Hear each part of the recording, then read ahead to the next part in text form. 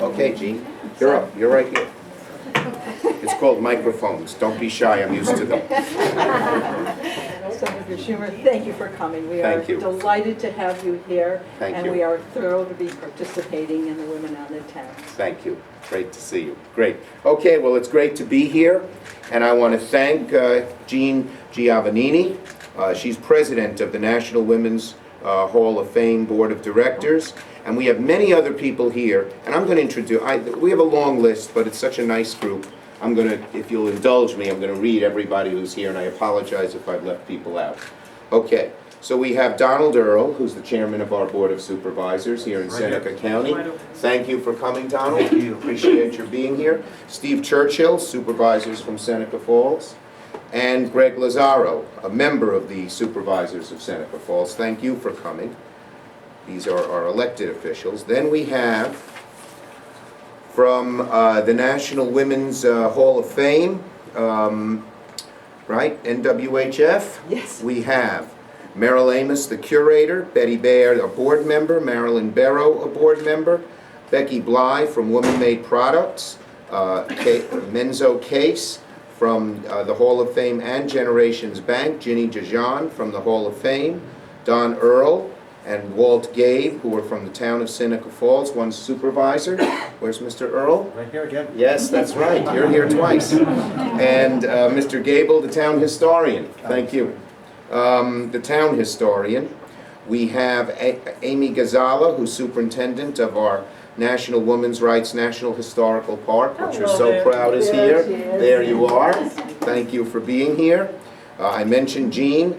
And we have someone named Richard Giovannini from the Seneca Falls Libraries. Might be related. I don't think there were too many Giovanninis when in 1848 when women started protesting here in Seneca Falls. Sharon Hoatland from the Gould Hotel.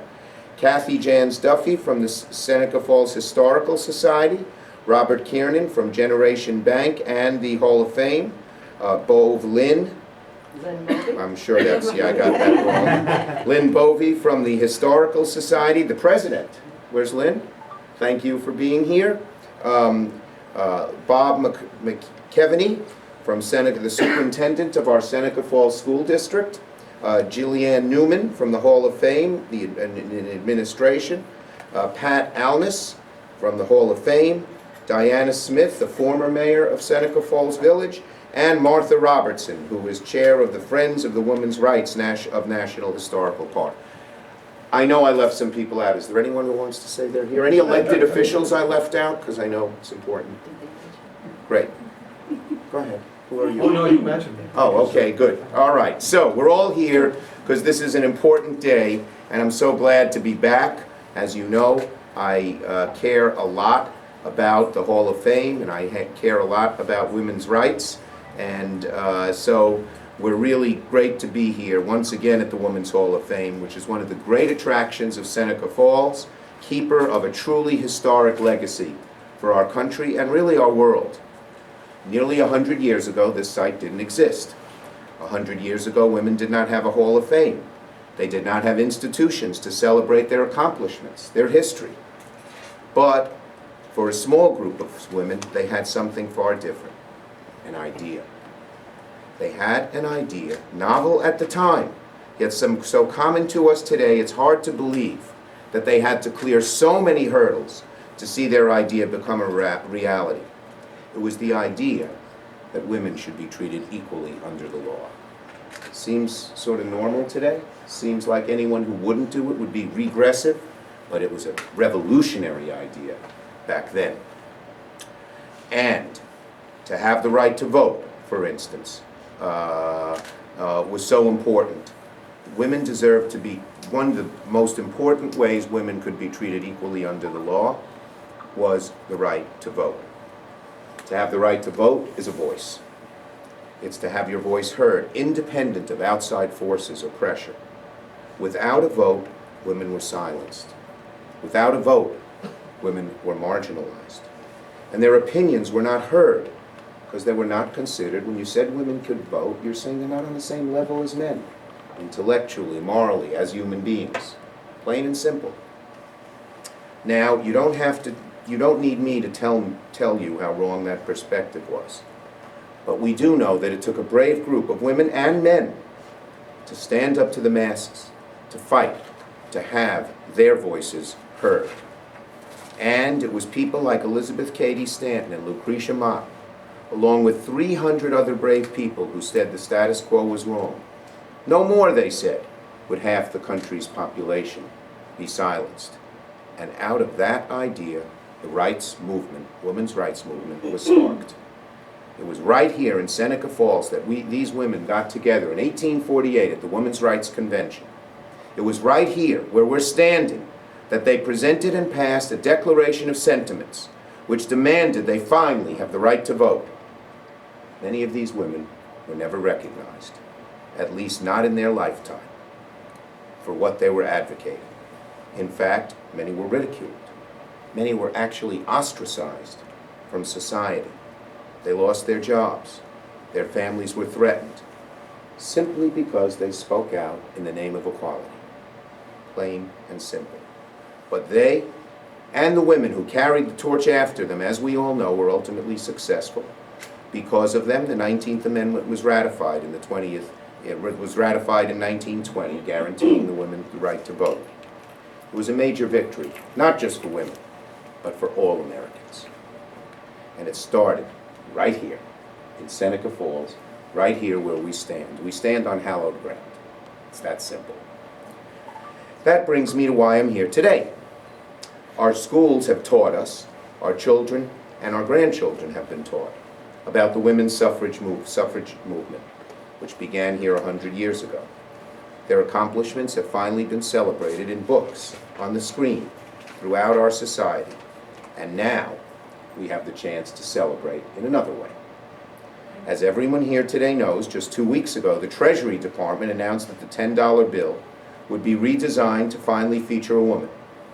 This is great news and a fitting tribute to the women who shaped our country, not only during the time of the women's suffrage movement, but throughout our entire history. Better yet, this new bill will be put in circulation in 2020, just as we celebrate the 100th anniversary of the 19th Amendment. And that's why I'm here today. As the home of the Women's Rights National Historical Park and the National Women's Hall of Fame, Seneca Falls is the ideal site to begin the discussion of which woman should grace our paper notes and make a further mark on our history. You see, in the coming months, the Treasury Department will be holding town hall meetings all over the country to allow people to come and share their thoughts on who they want to see on the bill. Well, Seneca Falls was the birthplace of one of our country's most important political and social movements. And because of its unique historical standing, Seneca Falls should serve as host to one of the public input forums to discuss which great American women will be featured on the redesigned currency. That's what I'm asking for.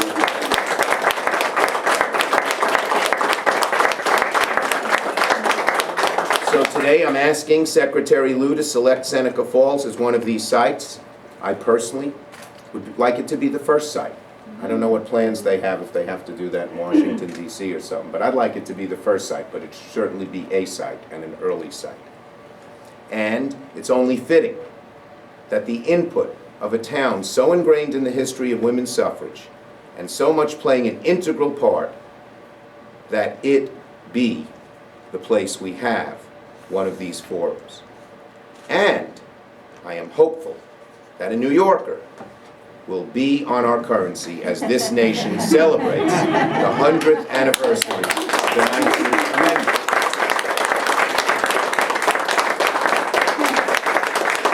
It will serve as a lasting testament to the courage of the women and men who started the movement here in the Rochester-Finger Lakes region that led to women getting on the ballot, a giant step forward in the progress of our democracy.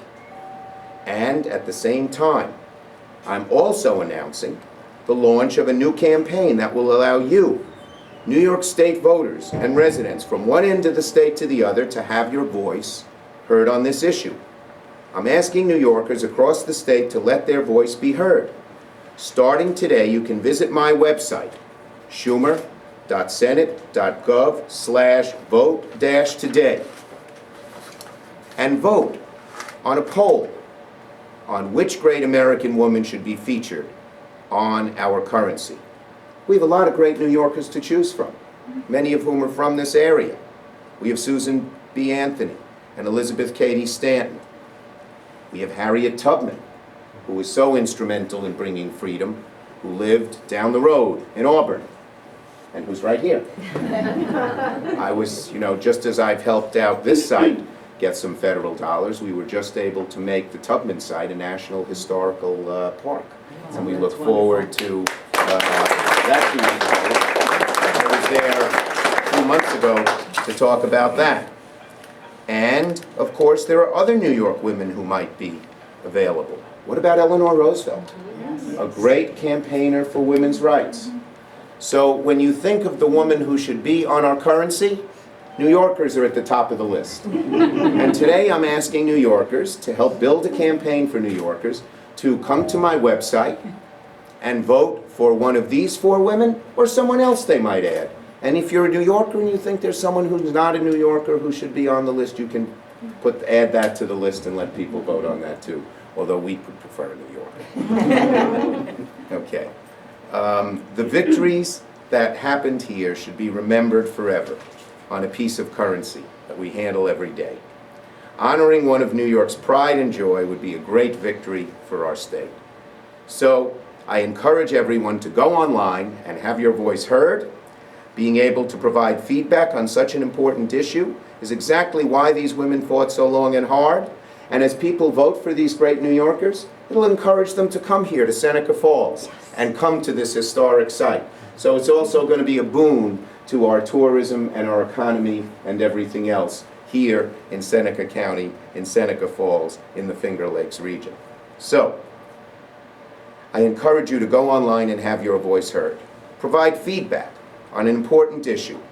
That's why these women fought so long and hard, and in our own little way, by having everybody vote, we are sort of, in a small, little way, imitating the grand thing that they did and accomplished that began right here.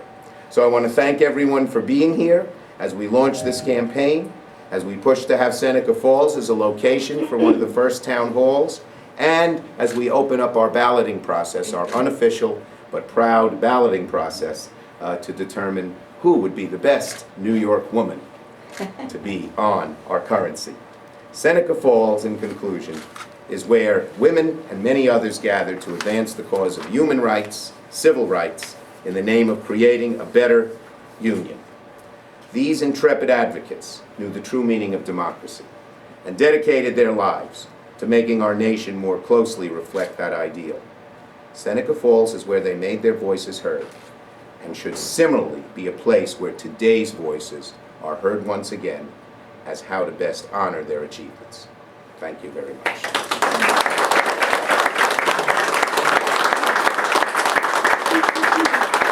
Are we having any other speakers? Anyone else want to say something? Mr. Earl? No, I can't top that. All right.